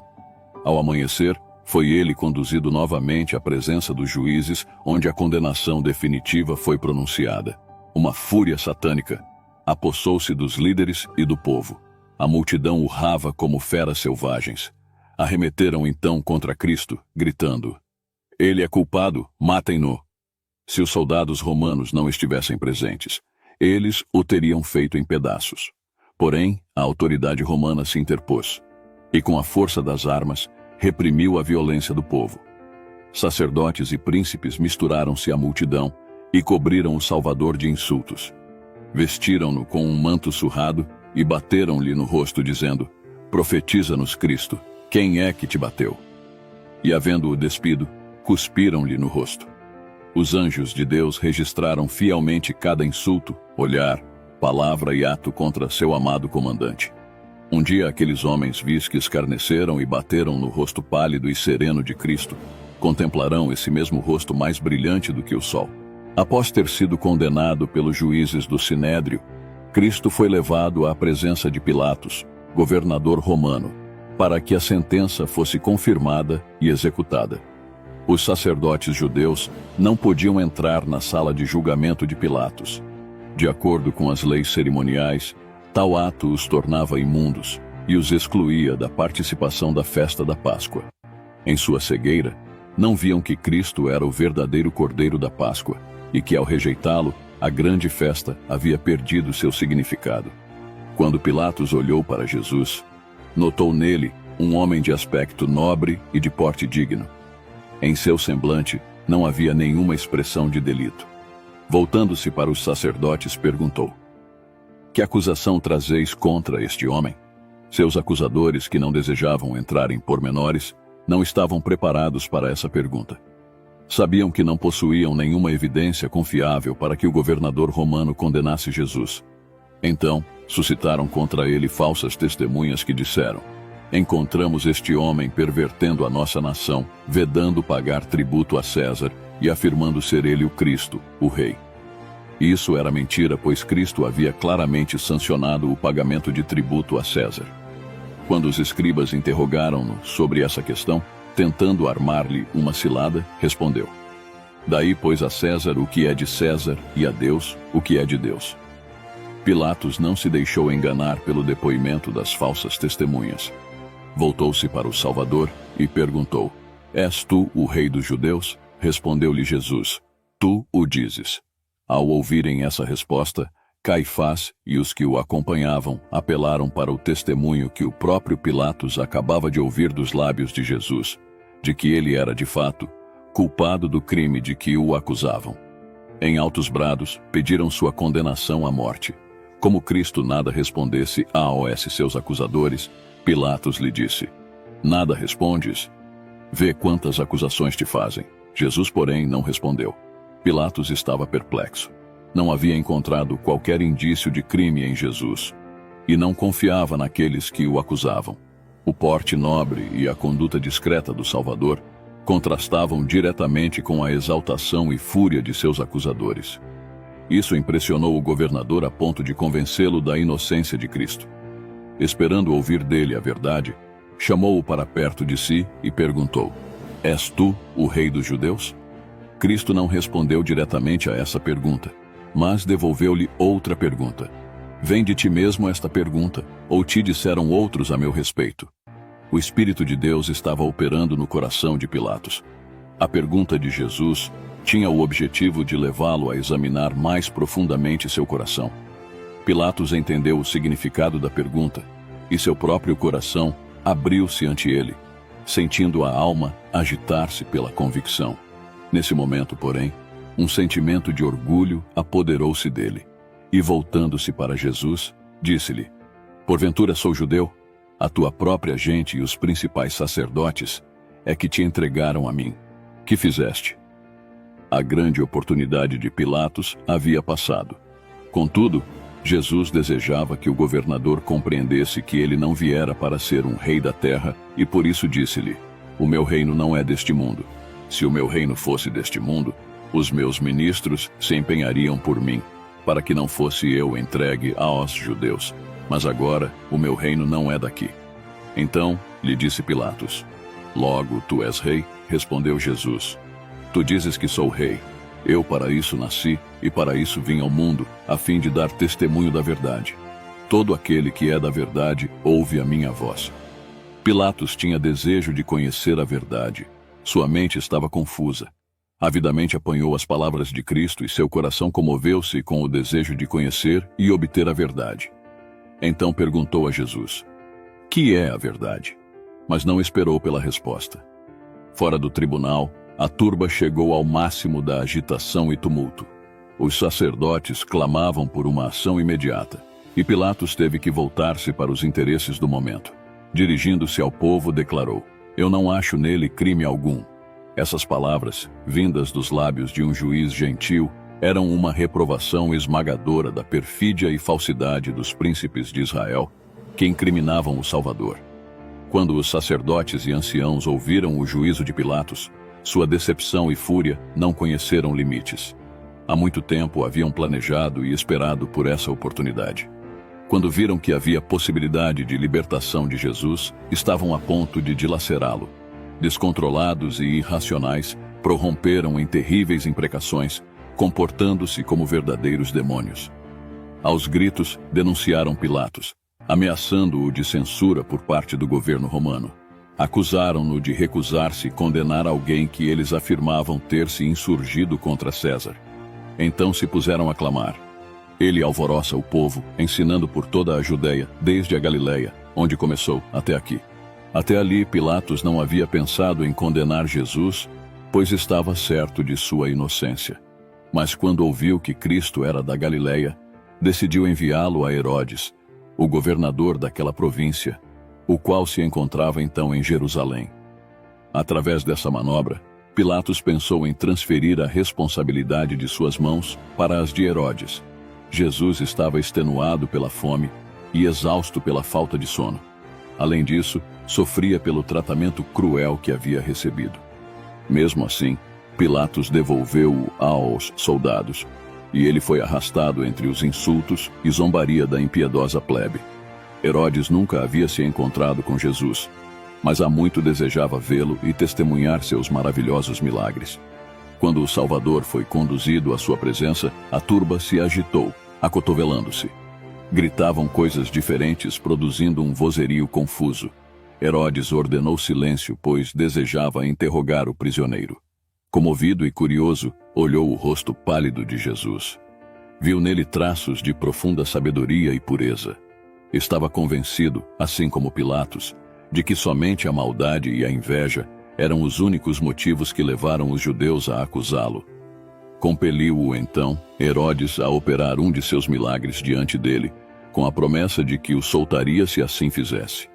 Deu ordens para que viessem pessoas paralíticas e deformadas, para que Cristo as curasse. O Salvador, porém, manteve-se impassível, como se nada estivesse ouvindo ou vendo. O Filho de Deus havia assumido em si mesmo a natureza humana e cumpria-lhe agir como homem em idênticas circunstâncias. Entretanto, não operaria um milagre para meramente satisfazer a curiosidade ou salvar a si mesmo da dor e humilhação a que homens em situações semelhantes teriam que se sujeitar. Seus acusadores tremeram quando Herodes pediu-lhe um milagre. Uma das coisas que mais temiam era a manifestação do poder divino que já tinham presenciado em Cristo. Tal manifestação seria um golpe mortal em seus planos e talvez lhes custasse a própria vida. Por isso, irromperam em gritos, atribuindo os milagres de Jesus ao poder de Belzebu, o príncipe dos demônios. Aquele ouvido que sempre estivera atento a clamores da miséria humana, achava-se agora surdo à ordem de Herodes. Aquele coração, que sempre se comovia com o apelo do mais vil dos pecadores, fechou-se ao rei presunçoso, que não sentia necessidade de um salvador. Irado, Herodes voltou-se para a multidão e declarou Jesus um impostor. Mas seus acusadores sabiam que não se tratava de nenhum impostor, posto que haviam presenciado muitos de seus feitos poderosos. Então, o rei começou a insultar e ridicularizar vergonhosamente o Filho de Deus. Mas Herodes, juntamente com os da sua guarda, tratou-o com desprezo e, escarnecendo dele, fê-lo vestir-se de um manto aparatoso. Herodes não ousou confirmar a condenação de Jesus. Desejava livrar-se daquela terrível responsabilidade e, então, enviou-o de volta a Pilatos. Quando os judeus voltaram da presença de Herodes trazendo Jesus de volta ao tribunal, Pilatos ficou muito aborrecido e perguntou-lhes o que queriam que ele fizesse. Lembrou-lhes de que já o havia interrogado e não encontrara nenhuma culpa nele. Recordara-lhes as acusações que fizeram contra ele, mas nenhuma prova convincente fora apresentada para confirmar uma única acusação. Conforme foi mencionado anteriormente, levaram-no à presença de Herodes, que era judeu como eles mesmos, e ele nada encontrou para que fosse condenado à morte. Contudo, para apaziguar os acusadores, Pilatos disse: "Portanto, após castigá-lo, soltá-lo-ei." Nisso, Pilatos mostrou sua fraqueza, pois se sabia que Cristo era inocente, por que mandaria castigá-lo? Assim fazendo, comprometia-se com o erro. Os judeus não mais esqueceram disso durante o julgamento. Haviam conseguido intimidar o governador romano, e agora, tirando vantagem disso, haveriam de pressioná-lo até conseguir a condenação de Jesus. A multidão, em alvoroço, exigia mais e mais a vida do prisioneiro.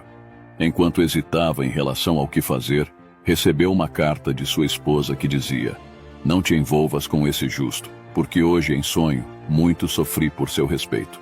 Pilatos, ao ler a carta, empalideceu. O povo, ao perceber sua hesitação, redobrou a insistência. Ele sabia que precisava tomar alguma atitude. Era costume, no período da Páscoa, soltar um prisioneiro que o povo escolhesse. Os soldados romanos haviam capturado há pouco um criminoso de fama, chamado Barrabás. Era ladrão e assassino. Então Pilatos voltou-se para a multidão e perguntou-lhes com seriedade: "A quem quereis que eu vos solte, a Barrabás ou a Jesus, chamado Cristo?" Toda a multidão, porém, gritava: "Fora com este! Solta-nos Barrabás!" Pilatos emudeceu de espanto e desapontamento. Entregando o julgamento ao povo, ele havia perdido a dignidade e o controle da multidão.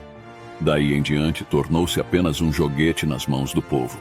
Eles o levavam aonde queriam. Então perguntou: "Que farei então de Jesus, chamado Cristo? Seja crucificado." Responderam todos: "Que mal fez ele?"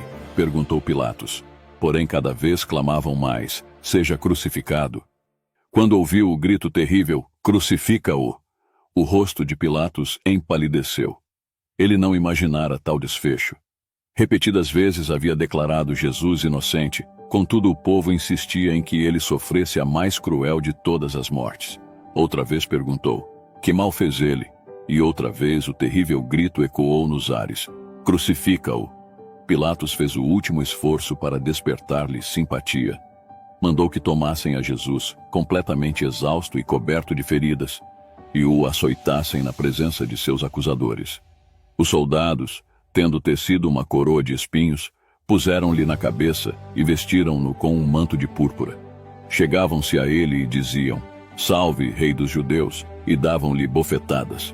Cuspiram nele, e uma perversa mão arrancou a vara que lhe haviam posto nas mãos, e com ela golpeou-lhe a coroa em sua fronte, a ponto de os espinhos penetrarem em suas têmporas e o sangue jorrar pelo rosto e barba.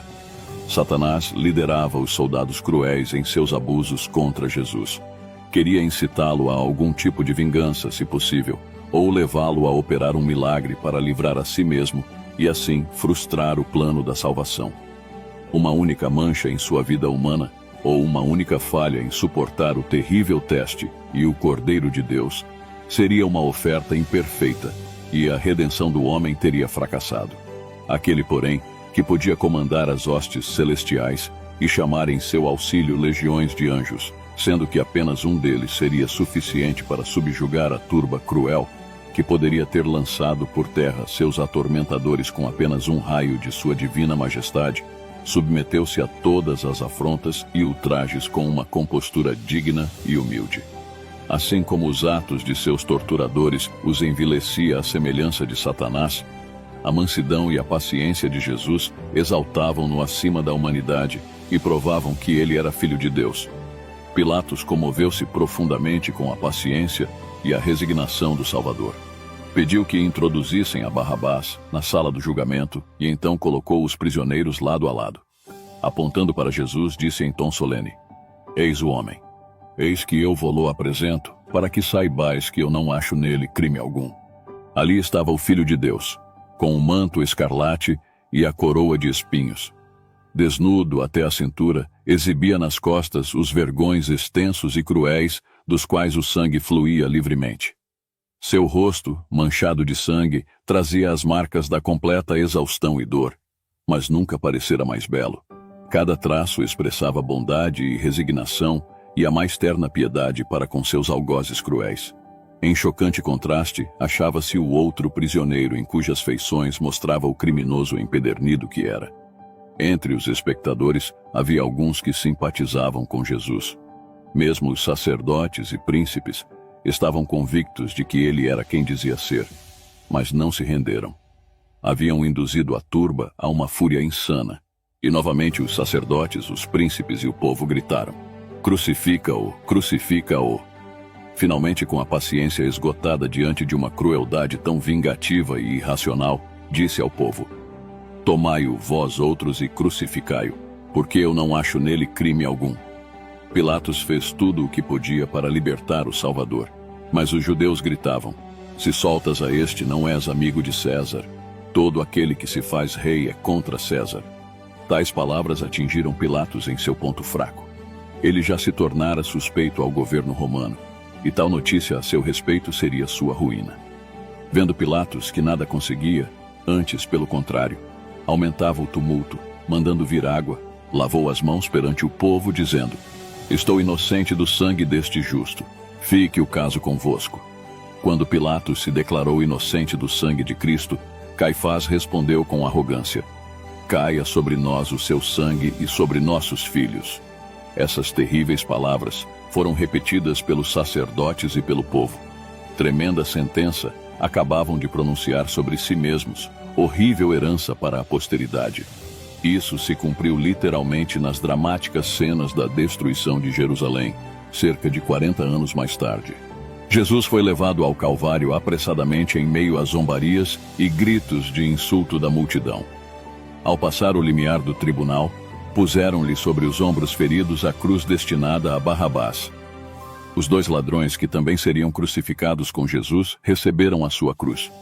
O peso do madeiro era mais do que o Salvador podia suportar, em sua exaustão e sofrimento.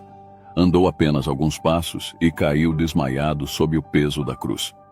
Quando voltou a si, a cruz foi outra vez colocada sobre seus ombros. Cambaleou mais alguns passos e outra vez caiu sem sentidos. Seus algozes viram que lhe era impossível carregar aquele peso além de suas forças e ficaram perplexos sem saber quem deveria levar aquele fardo humilhante. Naquele momento, vindo casualmente ao encontro deles, apareceu Simão, um cireneu, a quem obrigaram a levar a cruz até o Calvário. A mãe de Jesus o havia seguido naquela terrível jornada até o Calvário. Ao vê-lo sucumbir exausto ao peso da cruz, seu coração ansiava por prestar-lhe socorro, mas esse privilégio lhe foi negado. O Salvador não soltou um gemido sequer. De seu rosto pálido e sereno, o suor corria fartamente. Os discípulos tinham fugido da cena tão pavorosa. O lagar: "Eu o pisei sozinho, e dos povos nenhum homem se achava comigo." Enquanto os soldados faziam sua obra, a mente de Jesus desviou-se de seus sofrimentos para se concentrar na terrível recompensa que aguardava os seus perseguidores. Tendo piedade de sua ignorância, orou: "Pai, perdoa-lhes, porque não sabem o que fazem." Assim, Cristo conquistou o direito de tornar-se o intercessor entre os homens e Deus. Essa oração abrangia o mundo todo, incluindo cada pecador que existiu ou que viria a existir, desde o princípio até a consumação do século. Logo depois de pregar Jesus na cruz, homens fortes levantaram o madeiro e o fincaram violentamente no chão. Isso causou um intenso sofrimento ao Filho de Deus. Pilatos escreveu então um letreiro em latim, grego e hebraico, o qual mandou afixar em cima da cruz, para que todos pudessem ler: "Jesus Nazareno, o Rei dos Judeus." Os soldados dividiram entre si as vestes de Jesus, mas, como sua túnica era sem costura, contenderam por ela e finalmente fizeram um acordo de que deveriam lançar a sorte para ver quem a levaria. O profeta de Deus já havia predito esse incidente nas Escrituras: "Cães me cercam, uma súcia de malfeitores me rodeia, traspassaram-me as mãos e os pés, repartem entre si as minhas vestes, e sobre a minha túnica deitam sortes. Assim que Jesus foi erguido na cruz, desenrolou-se uma terrível cena.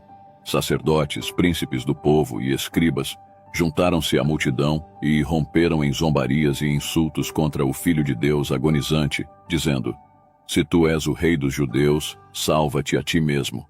Salvou os outros, a si mesmo não pode salvar-se. É rei de Israel. Desça da cruz e creremos nele. Confiou em Deus, pois venha livrá-lo agora se de fato lhe quer bem, porque disse: Sou filho de Deus. Ao entregar sua preciosa vida, Cristo não teve a alegria do triunfo para animá-lo. Seu coração encontrava-se oprimido pela angústia e ferido pela tristeza. Mas não era o medo da morte a causa do seu sofrimento, e sim o peso esmagador do pecado do mundo que o separava do amor de seu Pai. Isso foi o que quebrantou o coração do Salvador, a tal ponto que determinou sua morte antes do tempo previsto. Cristo sentiu a angústia que os pecadores hão de sentir quando tiverem consciência de sua culpa e reconhecerem estar para sempre excluídos da paz e da alegria do céu. A própria natureza simpatizou com aquela cena. O sol, que até o meio-dia havia brilhado no firmamento, negou seu brilho de repente. Em volta da cruz, tudo ficou mergulhado em trevas, como se fosse a hora mais escura da noite. Essa escuridão sobrenatural durou 3 horas completas. Um terror indizível se apossou da multidão. As zombarias e imprecações cessaram completamente, e homens, mulheres e crianças caíram por terra cheios de pavor. À hora nona, as trevas se dissiparam de sobre o povo, mas ainda envolvia o Salvador como um manto. Raios flamejantes pareciam arremessar-se sobre ele, ali pendurado na cruz. Foi então que exclamou em um grito desesperado: Deus meu, por que me desamparaste? Nesse ínterim, as trevas haviam baixado sobre Jerusalém e as planícies da Judéia. Todos os olhos se voltaram para a cidade condenada e viram os raios ameaçadores da ira de Deus sendo arrojados contra ela. De repente, a escuridão sobre a cruz se dissipou e, com voz clara e poderosa que parecia ressoar por toda a criação, Jesus exclamou: Está consumado. Pai, nas tuas mãos entrego o meu espírito. Depois, curvando a cabeça sobre o peito, expirou. Outra vez, as trevas baixaram sobre a terra e se ouviu um estrondo como um poderoso trovão acompanhado de um terremoto. Quando Cristo morreu na cruz do Calvário, abriu-se um caminho novo e vivo, destinado tanto aos judeus quanto aos gentios. Os anjos se alegraram quando o Salvador exclamou: Está consumado. O grande plano da redenção havia sido cumprido. Através de uma vida de obediência, os filhos de Adão poderiam finalmente ser exaltados à presença de Deus. Satanás havia sido derrotado e sabia que seu reino estava perdido. O Salvador havia sido condenado por crime de conspiração contra o governo romano. Pessoas que eram executadas por esse motivo tinham que ser sepultadas à parte, em um local destinado a tais criminosos. João, o discípulo amado, estremeceu ante a ideia de que o corpo de seu amado mestre pudesse ser levado pelos insensíveis soldados romanos e sepultado em um lugar de desonra. Mas ele não podia evitar isso, e tampouco tinha alguma influência junto a Pilatos. Nesse momento de indecisão, Nicodemos e José de Arimateia, homens ricos e de influência, vieram para ajudar os discípulos. Ambos eram membros do Sinédrio e conhecidos de Pilatos, e decidiram que o Salvador seria sepultado com as devidas honras. José foi à presença de Pilatos e pediu corajosamente o corpo de Jesus. Pilatos, depois de haver se informado de que Jesus estava realmente morto, concedeu-lhe o pedido. Com delicadeza e reverência, removeram da cruz, com suas próprias mãos, o corpo de Cristo. Lágrimas de compaixão fluíam livremente ao contemplarem o corpo ferido e dilacerado do Mestre. José possuía um sepulcro novo, talhado na rocha. Ele o havia construído para seu próprio uso, mas agora o destinara a Jesus. O corpo, com as especiarias trazidas por Nicodemos, foi cuidadosamente envolto em um lençol de linho, e o Redentor foi levado à sepultura. A entrada do sepulcro havia sido fechada com uma grande pedra, e a máxima segurança e cuidado foram empregados para guardar o túmulo. O selo do Império Romano fora colocado de tal maneira que a pedra não poderia ser removida sem rompê-lo. Uma escolta de soldados romanos montava guarda ao redor, mantendo estrita vigilância para que o corpo não fosse molestado. Alguns guardas rondavam constantemente enquanto outros descansavam no chão. Havia, porém, outra guarda perto do túmulo. Anjos poderosos, enviados do céu, estavam ali. Apenas um desses anjos tinha força suficiente para destruir todo o exército romano.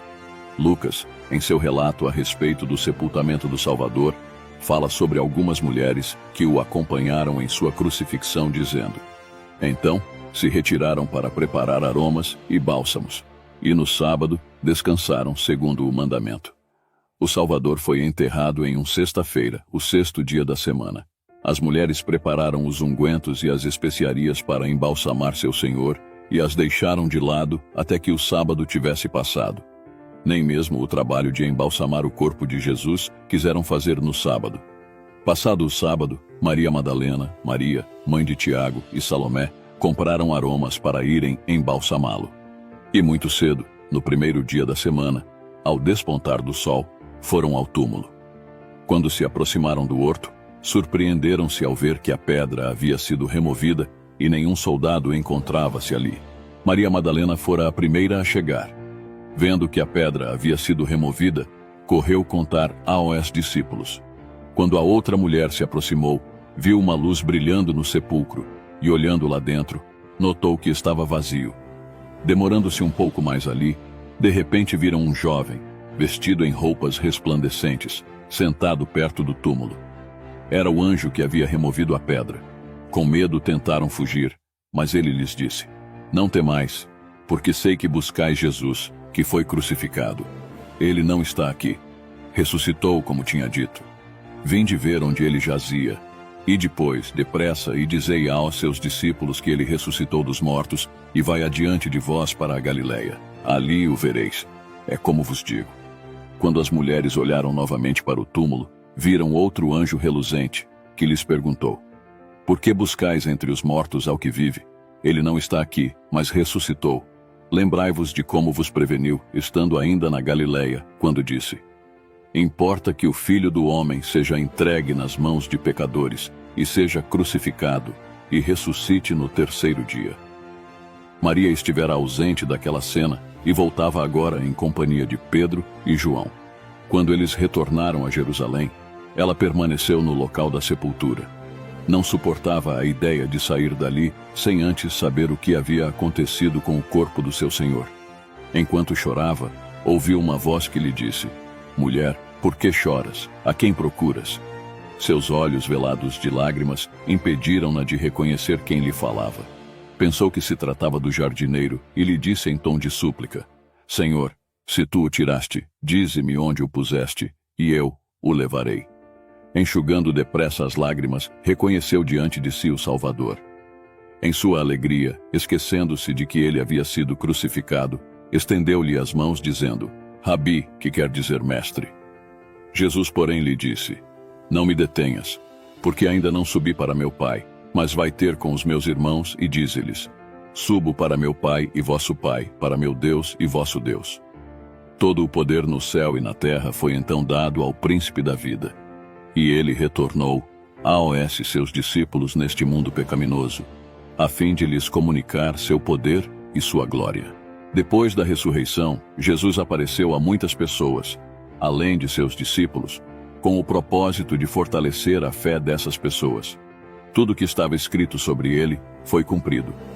Hoje, por meio dele, de seus atos de fé e obediência, a humanidade tem a esperança de chegar a Deus por meio de Jesus. Temos o exemplo de como ser melhor. Por meio de Jesus, conseguimos alcançar redenção, justificação, santificação e glorificação.